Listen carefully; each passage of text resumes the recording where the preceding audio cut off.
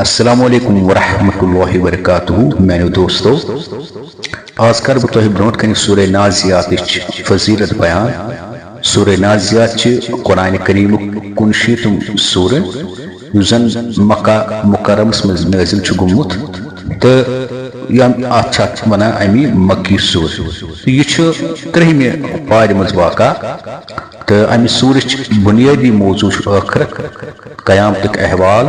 تو اللہ تعالیٰ سن قدرت دلائل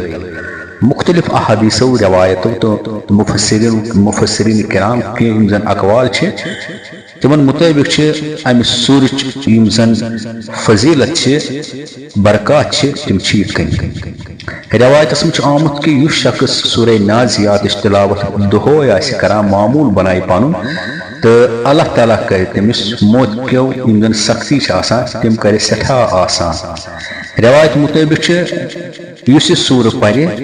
تمس یم سات روح انسانس نیران تم سات ملس سٹھا آسانی تو بی ملس راحت یت کن تریش ہتس سٹھا یمس لجم تریش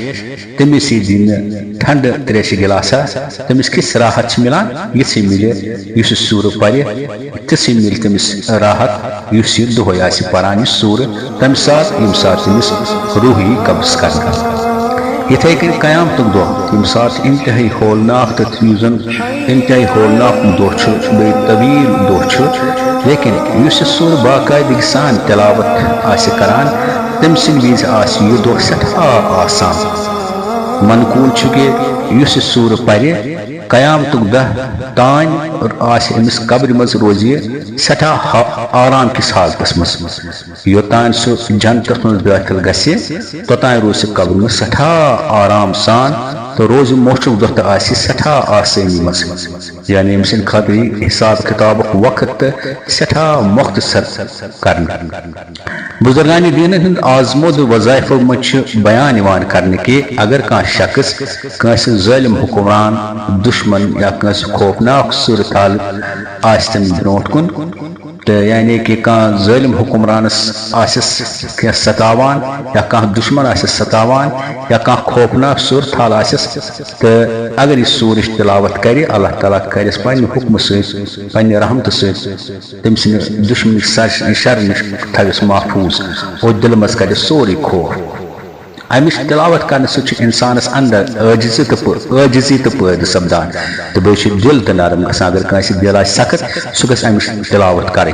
تو بے اگر ٲخرتٕچ فکر آسس نا اس امچ یہ تلاوت کرے تمس گژھِ ٲخرتٕچ فکر تو بیدار